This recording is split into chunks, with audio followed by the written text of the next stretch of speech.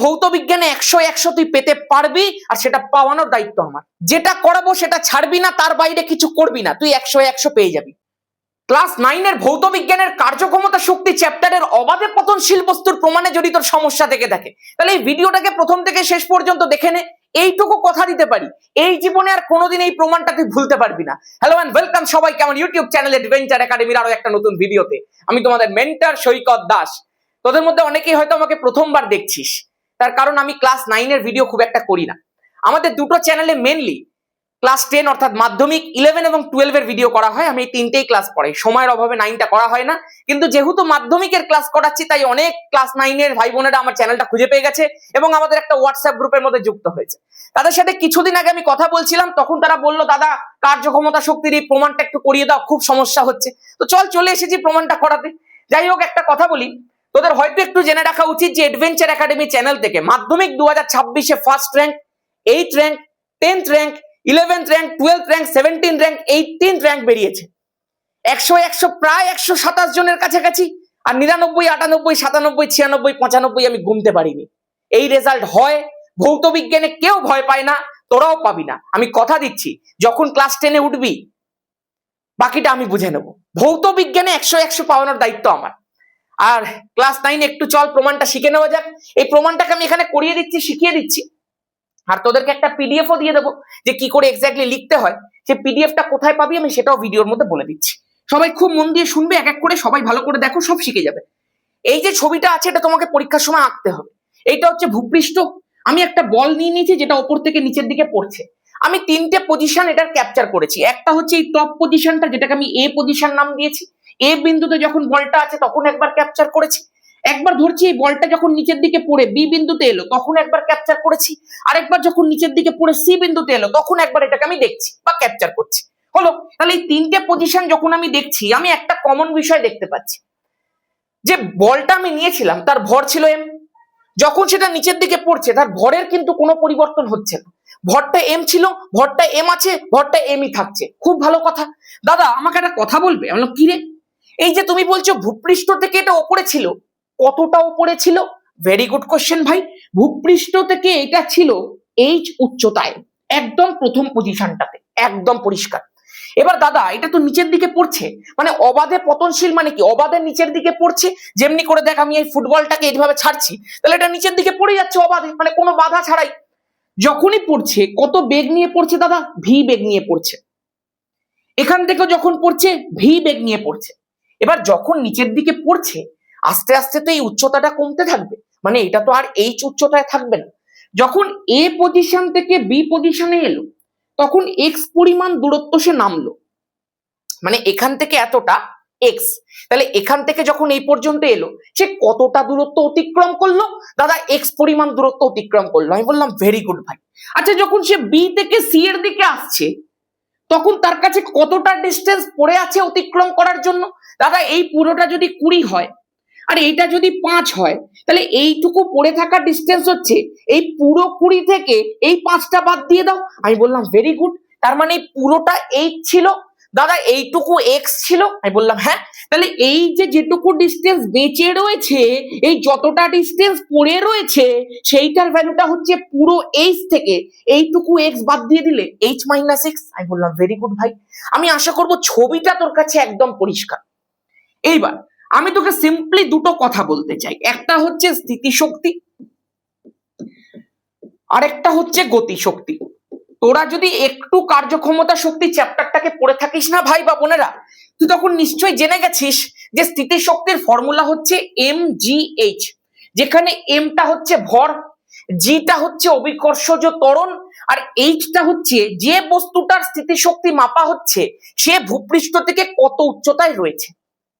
এবার তুই আমাকে একটা কথা বল, আমি যদি এই এ পজিশনটাতে এই বলটার স্থিতিশক্তি মাপতে চাই, তাহলে আমি প্রথমেই কি জিজ্ঞাসা করব? যে দাদা বলটার ভর কত? বলটার ভর তো এম। আচ্ছা এই অভিকর্ষজ ত্বরণটা কত? এটাকে আমি জি ধরে নিচ্ছি। Very good. আচ্ছা জি, তার মানে জি ঠিকই আছে। আর দাদা এই বলটা কত উচ্চতায় আছে ভূপৃষ্ঠ থেকে? না এইচ উচ্চতায় আছে, তার মানে এর স্থিতিশক্তিটা mgh একদম পারফেক্ট আছে। আমি বললাম একদম। আচ্ছা দাদা গতিশক্তি কিভাবে মাপতে হয় আমি তোমাকে দেখাচ্ছি, দেখা এইটাকে লেখে হাফ এম ভি স্কোয়ার। আমি বললাম তুই একটু বোঝা কোনটা কি। দাদা এই হাফটা তো অঙ্কের প্রমাণের জন্য দেয়া হয়, সমীকরণটা লেখার জন্য দেয়া হয়। এমটা জানো তো ভর, আমি বললাম আচ্ছা, আর ভিটা জানো তো বেগ। আমি বললাম বেগ কেন লাগে? না দাদা স্বাভাবিক গতি শক্তির কথা তুমি বলছো, আর গতি কখন আসবে? যখন কেউ একটা জিনিস যখন ট্রাভেল করবে, একটা জিনিস যখন গতিশীল হবে। কোন গতিশীল বস্তুর যে শক্তিটা থাকে, তার গতির জন্য যে শক্তিটা সে অর্জন করে, সেটাই তো গতি শক্তি। তাহলে গতি শক্তি থাকার জন্য, গতি শক্তি অর্জনের জন্য গতিশীল হতে হবে। যদি কেউ স্থির অবস্থায় থাকে তাহলে তার বেগ জিরো, আর যদি বেগ জিরো হয় তাহলে পুরো গতি শক্তিটাই জিরো। আমি বললাম একদম। তার মানে তোর কাছে এই দুটো নলেজ একদম পরিষ্কার আছে। এবার দাদা তুমি একটুখানি আমাকে এক এক করে বলো যে এই যান্ত্রিক শক্তি মানেটা কি। আমি বললাম কেন যান্ত্রিক শক্তি তুই বুঝতে পারছিস না? যান্ত্রিক শক্তি মানে ভাই স্থিতি শক্তি আর গতি শক্তির যোগফল। আর এই যান্ত্রিক শক্তিটাই যে এই তিনটে পয়েন্টে ধ্রুবক থাকছে, এ বি আর সি পয়েন্টে যান্ত্রিক শক্তির মানটা যে অপরিবর্তিত থাকছে, সেটাই তোকে প্রমাণ করতে বলেছে। তার মানে দাদা আমাকে এই এ পজিশনটাকে স্থিতি শক্তি আর গতি শক্তি বার করতে হবে। আমি বললাম একদম।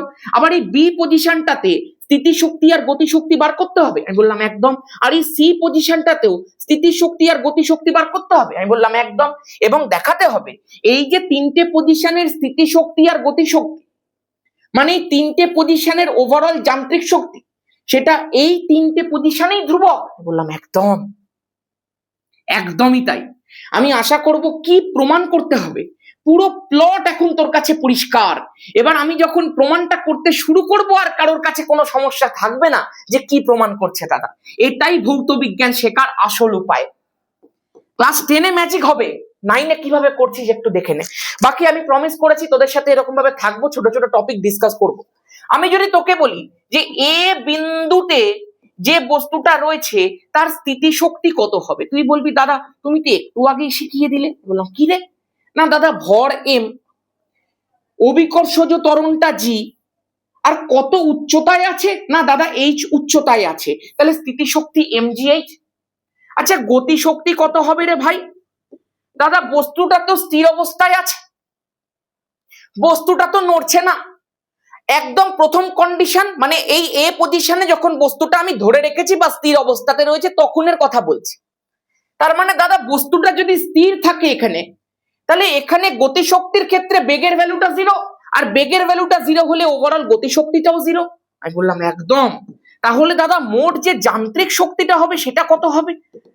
না দাদা স্থিতি শক্তি mgh, আর গতি শক্তি মানে জিরো, মানে ওভারঅল যান্ত্রিক শক্তির যে ভ্যালুটা সেটা mgh হয়ে যাচ্ছে। আমি বললাম একদম পরিষ্কার আছে।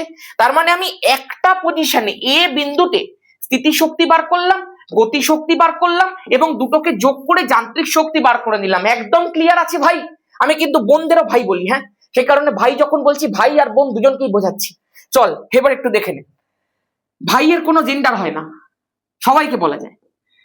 এবার দাদা একটা পজিশনে তুমি বার করে দেখালে, এবার সেকেন্ড পজিশন গুলোতে বার করে দেখাও।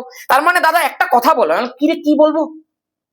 দাদা যান্ত্রিক শক্তির মানটা যে mgh বেরোলো, তার মানে বি তেও mgh বেরোবে আর সি তেও mgh বেরোবে, তবেই না ধ্রুবক থাকছে। একদম ঠিক ধরেছিস। তাহলে চলো দাদা এবার একটু বি বিন্দুতে বার করা যাক। চল বি বিন্দুতে আমি যদি তোকে জিজ্ঞাসা করি স্থিতি শক্তি কত আছে, তুই বলবি দাদা এবার আমি একটু বলবো। বল। দেখো স্থিতি শক্তি বার করার জন্য প্রথমেই ভর লিখতে হয়, ঠিক আছে। তারপরে দাদা জি লিখতে হয়, বললাম ঠিক আছে। আর লিখতে হয় যে বস্তুটা কত উচ্চতায় আছে ভূপৃষ্ঠ থেকে। দাদা এইটা যদি ভূপৃষ্ঠ হয় তাহলে সেখান থেকে এই যে বস্তুটা আমি এখানটায় অবজার্ভ করছি তাকে বি পজিশনে, সে তো h-x উচ্চতায় আছে গো। আমি বললাম ঠিক বলেছিস, কিন্তু আগে ছিল সে এইচে, কিন্তু যখন আমি তাকে বি বিন্দুতে অবজার্ভ করছি তখন তো সে এক্স পরিমাণ নিচের দিকে চলে এসেছে রে ভাই।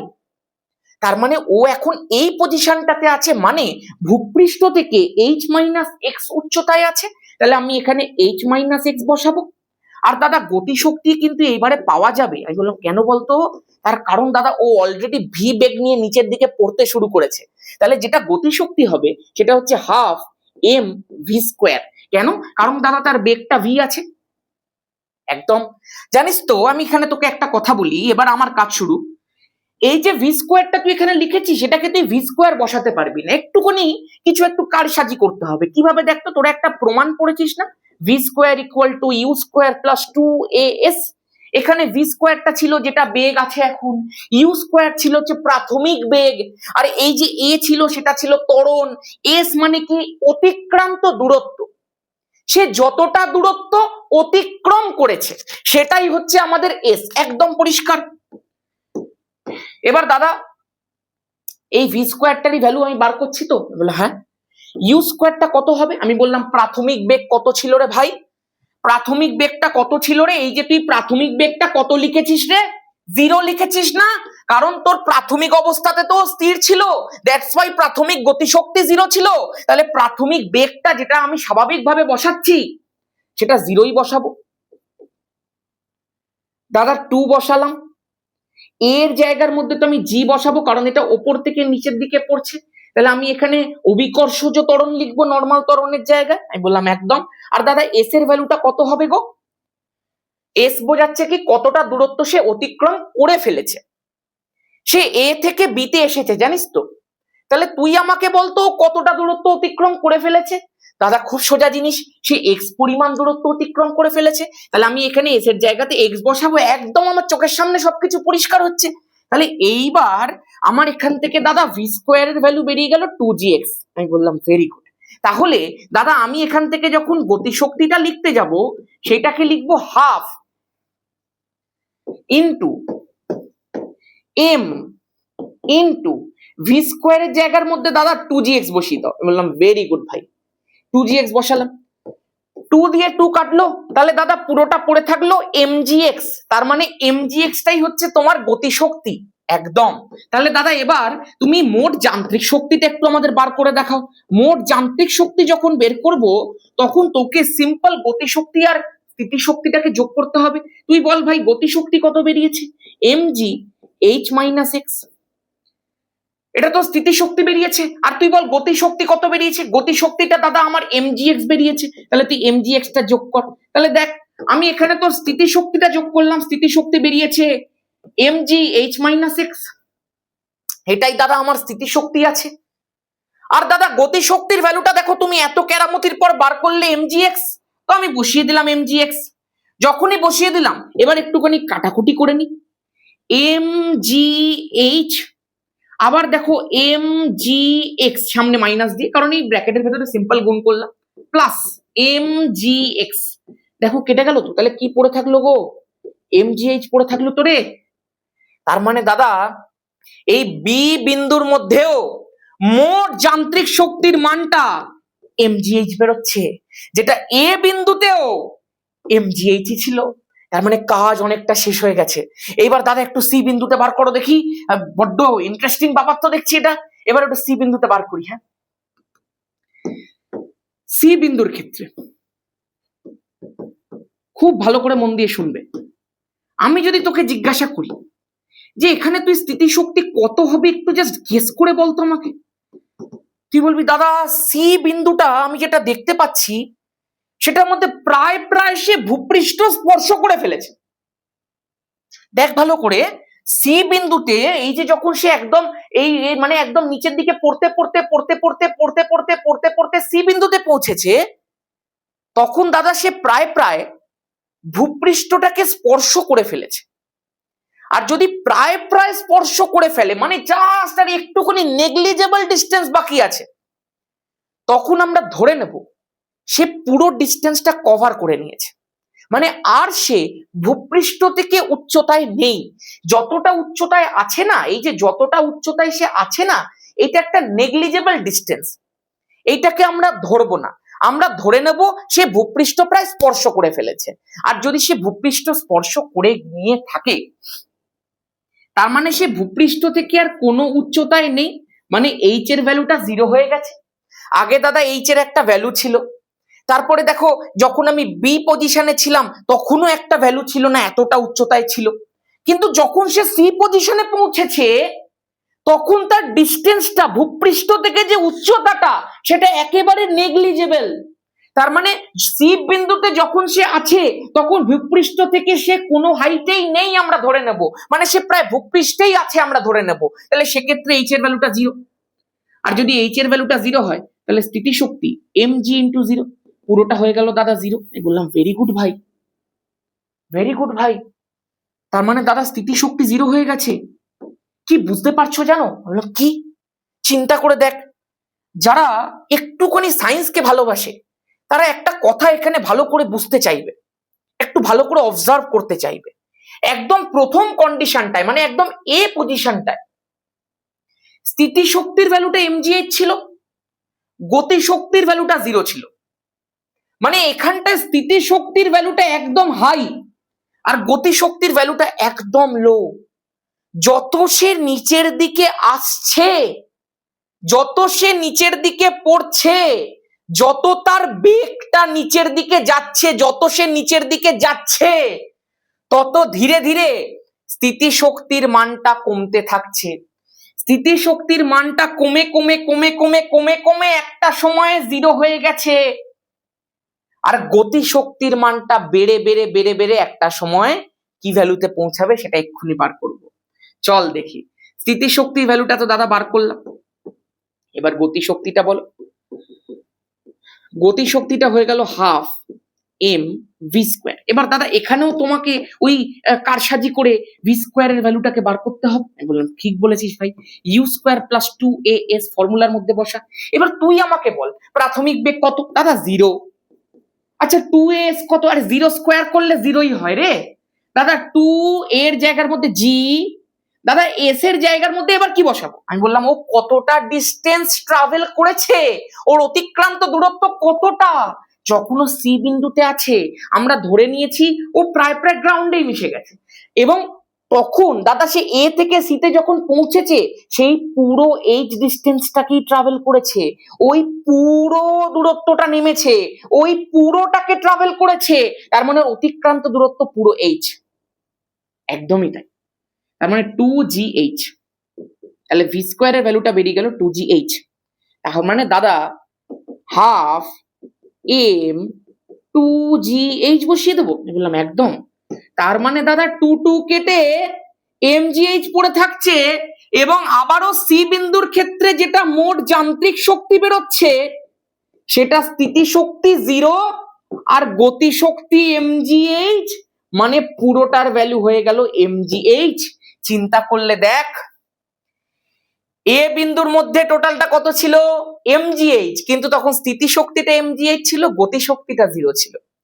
আর সি বিন্দুর ক্ষেত্রেও কিন্তু টোটাল যান্ত্রিক শক্তিটা mgh, কিন্তু এখানে স্থিতিশক্তিটা 0 কিন্তু গতিশক্তিটা mgh। তার মানে দাদা পুরো স্থিতিশক্তিটাই গতিশক্তিতে কনভার্ট হয়ে গেছে। এই জন্যই তিনটে জায়গার মধ্যেই আমি মোট যান্ত্রিক শক্তির মানটা ধ্রুবক হতে দেখছি, তাই তো? বললাম একদম। আমি আশা করব পুরো প্রমাণটা তোর মাথার মধ্যে একেবারে ঢুকে গেছে, এবং এখান থেকে ঠিক যেভাবে প্রত্যেকটা জিনিসকে মনে রাখতে হতো আমি তোকে সেইভাবে করিয়ে দিয়েছি। এবার এই যে পুরো প্রমাণটা তোকে করালাম সেটা তুই লেখা অবস্থাতে একদম রিটেন কোথায় পাবি সেটা তোকে বলি। আমাদের অ্যাপটা তুই ডাউনলোড করে নে, অ্যাডভেঞ্চার একাডেমি সৈকত দাস। দেখবি আমি নিচে তার প্লে স্টোরের লিঙ্কটাও দিয়ে দেবো, অথবা তুই চাইলে প্লে স্টোরের মধ্যে গিয়ে সার্চ কর অ্যাডভেঞ্চার, কিন্তু হ্যাঁ এডুকেশন প্লাস অ্যাডভেঞ্চার, শুধুমাত্র অ্যাডভেঞ্চার নয়, ইডি অ্যাডভেঞ্চার একাডেমি সৈকত দাস সার্চ করবে, আমাদের অ্যাপটা বেরিয়ে যাবে। দেখবে এখানে 10,000 প্লাস ডাউনলোডস আছে, এটা প্রায় 15,000-এ পৌঁছে গেছে। তুমি যখনই ওপেন করবে সঙ্গে সঙ্গে তুমি এই হোম পেজটা দেখতে পাবে। তার আগে তোমাকে লগ ইন করতে হবে। ওখানে দেখবে লগ ইন করার জন্য দুটো অপশন থাকবে, লগ ইন ভায়া হোয়াটসঅ্যাপ, নিচে থাকবে মোর অপশনস টাইপের কিছু লেখা, ওর মধ্যে ক্লিক করে মোবাইল নাম্বার দিয়ে লগ ইন করবে। লগ ইন করার সাথে সাথে এমনি একটা হোম পেজ খুলবে। হোম পেজের একদম টপ লেফট কর্নার দেখবে, এখানটা দেখবে 3খানা এমনি দাগ আছে। যেই মাত্র তুমি ক্লিক করবে ওই 3খানা দাগে সঙ্গে সঙ্গে তোমার কাছে এমনি একটা মেনু খুলবে যেখানে তুমি পাবে ফ্রি মেটেরিয়াল সেকশন। এই ফ্রি মেটেরিয়ালের মধ্যে গেলেই তুমি সেখানে ক্লাস 9-এর একটা ফোল্ডার পাবে, আর তার ভেতরেই দেখবে আমি এটাকে পিডিএফ করে দিয়ে দেবো। ঠিক আছে, ব্যাস এই ছিল আজকে। তোরা একটু আমাকে প্রত্যেকে জানা যে কেমন লাগলো ক্লাসটা। আর একটা কথা মাথায় রাখবি, ক্লাস 9-এ এরকম ছোট ছোট ছোট ছোট ভিডিও আমি তোদের জন্য দেবো, হেল্প করব, বাট আমাদের মেন শুরু কিন্তু হয় মাধ্যমিক থেকে। আর মাধ্যমিকের জন্য তোদেরকে তৈরি করার দায়িত্ব আমার, ভৌত বিজ্ঞানের ভয় কাটানোর দায়িত্ব আমার। আমি এইটুকু তোকে প্রমিস করতে পারি, তুই যদি 9-এ যে কোনো কন্ডিশনেই থাক না কেন, মাধ্যমিকের ভৌত বিজ্ঞানে 100 তুই পেতে পারবি, আর সেটা পাওয়ানোর দায়িত্ব আমার। তোকে শুধু যা করাবো তুই চোখ কান নাক বন্ধ করে করতে থাকবি, তার বাইরে কিছু আসে না। যেটা করাবো সেটা ছাড়বি না, তার বাইরে কিছু করবি না, তুই 100 পেয়ে যাবি। আমি তোকে চ্যালেঞ্জ করতে পারি। এত বছর ধরে পাওয়াচ্ছি, এত বছর ধরে প্রত্যেকটা ছেলে মেয়েকে 100, যারা হয়তো 50 টার্গেট করতো তাদেরকে 85 পাইয়েছি, যারা 60 টার্গেট করতো তাদেরকে 90 পাইয়েছি, যারা 80 টার্গেট করতো তাদেরকে 100 পাইয়েছি। তোদেরকেও পাও। চল আজকের মতো এখানেই, সবাই ভালো থাকিস। নিচে আমাদের হোয়াটসঅ্যাপ গ্রুপের লিঙ্ক দেওয়া আছে, হোয়াটসঅ্যাপ গ্রুপে চলে আয়, সবাই কথা হবে। নতুন কোনো টপিক থাকলে আবারও জিজ্ঞাসা করবো, দেখা হবে সবার সাথে। টাটা, জয় ধামাকা।